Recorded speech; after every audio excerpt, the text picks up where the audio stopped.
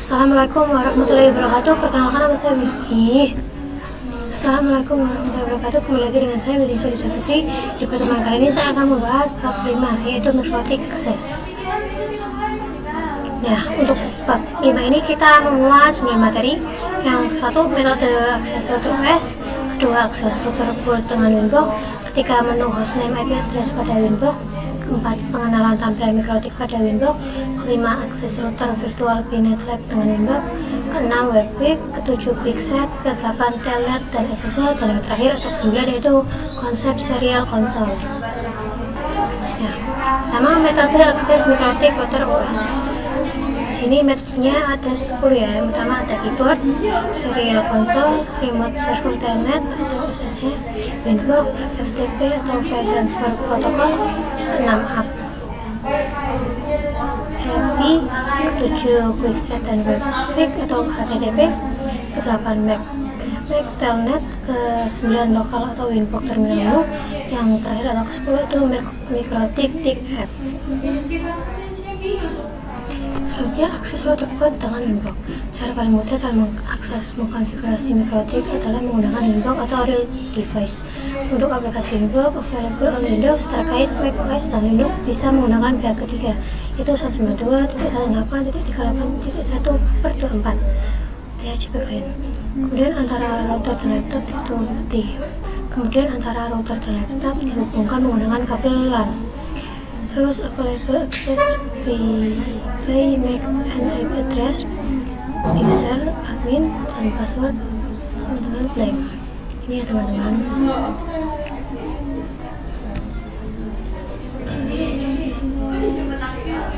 Selanjutnya, akses virtual Mikrotik VNet Lab with Winbox.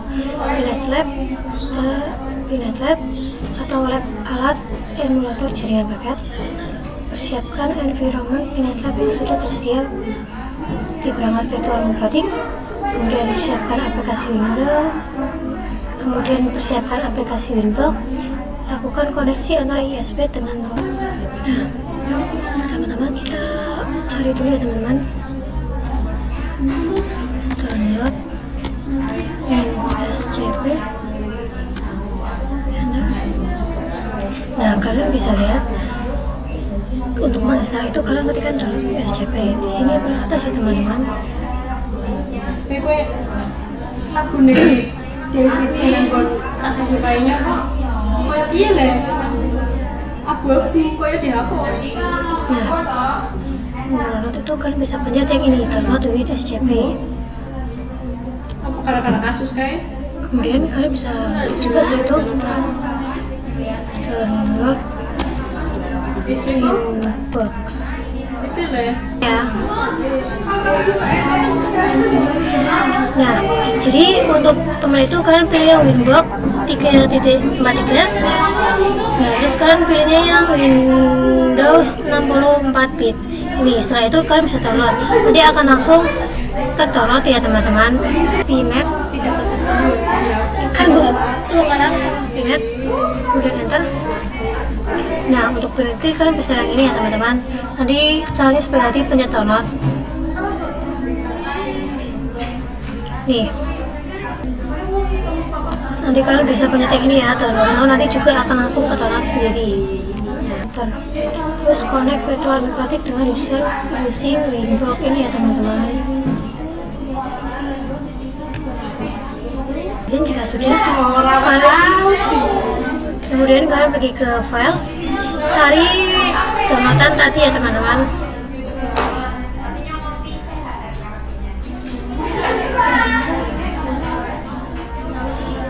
Kemudian yang ini ya teman-teman.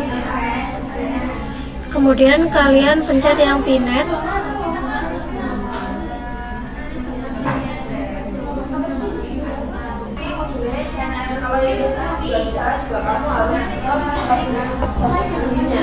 Kemudian kalian pencet open with.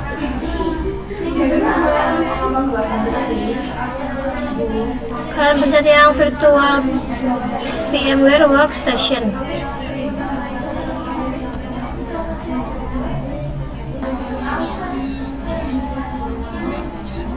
Kemudian jika sudah, Kalian ketikkan VM.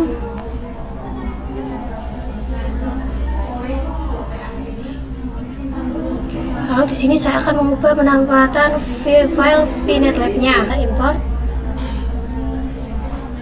Nah, ini sudah berhasil ya teman-teman. Kalian bisa login. Loginnya itu root ya teman-teman. Enter. Gunakan password default yaitu Pinet. Sudah, kemudian setelah itu jika sudah Pinet, enter. Kemudian enter. Enter. Enter. Di sini berarti sudah berhasil login ya teman-teman. Kemudian ke WinSCP. Kemudian setelah itu kita pergi ke Win. Jangan mana kok Yus? Kalau bisa kali. Ini tak copy tak leh. Ya kita riset dong. SCP. Kita akan di SCP. Hostname-nya kita pakai IP yang tadi ya.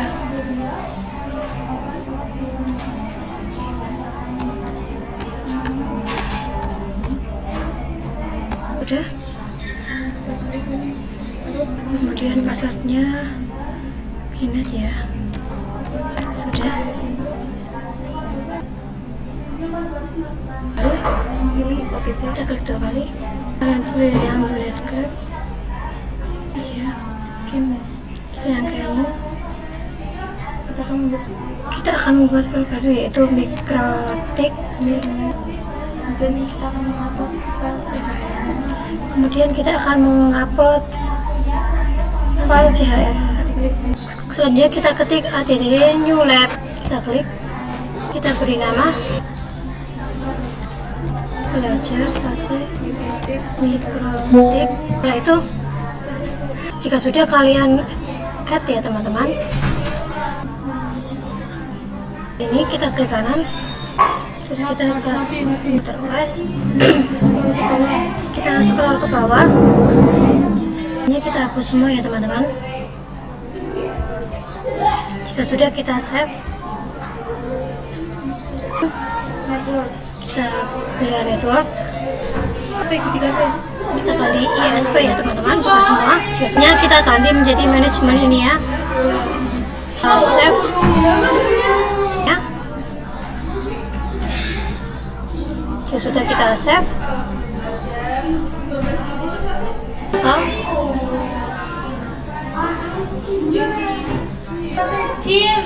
Nah ini sudah ya teman-teman. Min, antar perang. Setelah itu kita coba launcher.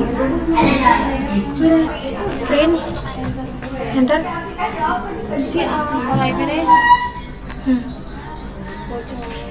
Ini IP-nya itu 192.168.190.132/24. Nah, suratnya itu 192.168.190.0. Setelah itu kalian cari Winbox ya.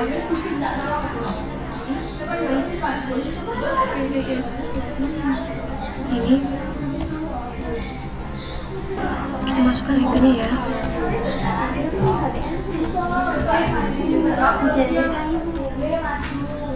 Setelah itu kita pencet connect.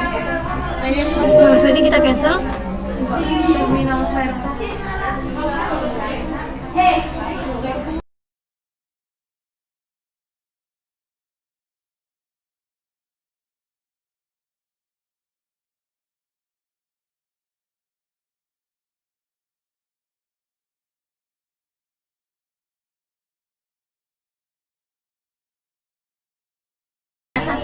Nah, jika sudah itu nanti kalian ketikannya itu yang Ethernet 1 ya teman-teman.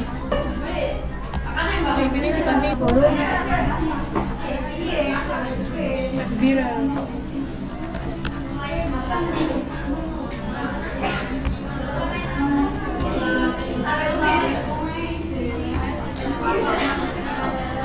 Kalian connect. Kita tunggu.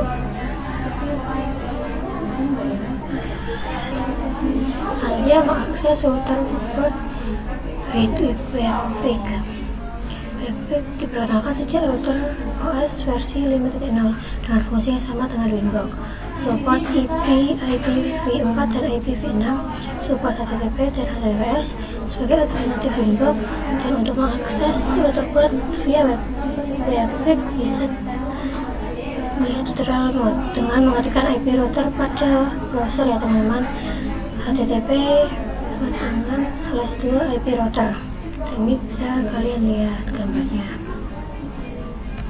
Ini ke Firefox ya. Sini kita cari IP-nya kita.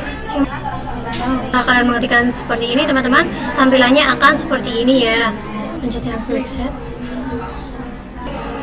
Nah, selanjutnya saya akan masuk ke materi yang ke-6. Slice IP address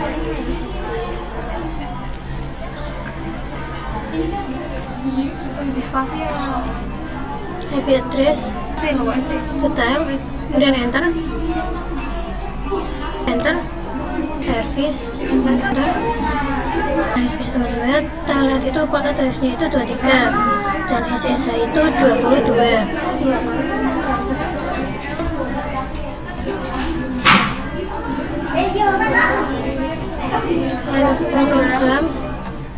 program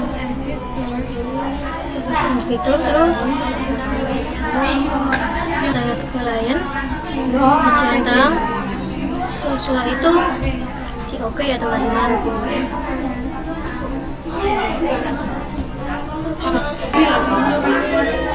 Dapat digunakan melalui SSH, telnet konsol, di terminal atau Winbox, dan terminal atau webpack.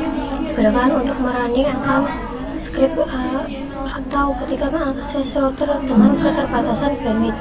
Untuk mengakses router via remote SSH atau telnet, maka bisa menggunakan aplikasi remote client seperti PuTTY, WinSCP, dan sebagainya, dan seterusnya ya teman-teman. Ini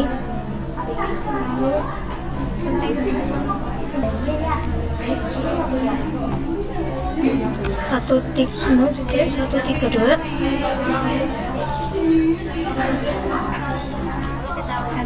Setelah itu kita enter, kita login ya, enter, passwordnya kosongkan ya, enter saja, dan ketik telnet,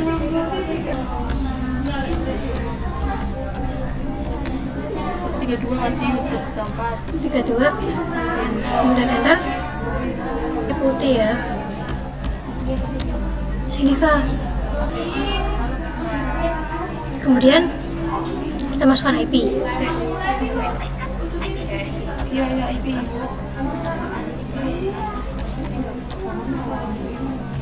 Oke. Setelah itu enter. Dan ctrl+C. Ini kita sudah bisa dan berhasil masuk ya teman-teman. Selanjutnya kita lanjut ke materi yang terakhir. Kemudian kita masuk ke materi yaitu serial konsol. Serial konsol digunakan apabila kita lupa atau salah dan telah mendisable semua interface pada migratif. Serial konsol dibutuhkan saat kita menggunakan net install. Remote via serial konsol membutuhkan kabel DP9 atau converter USB ke DP9. Menggunakan program hyperterminal baud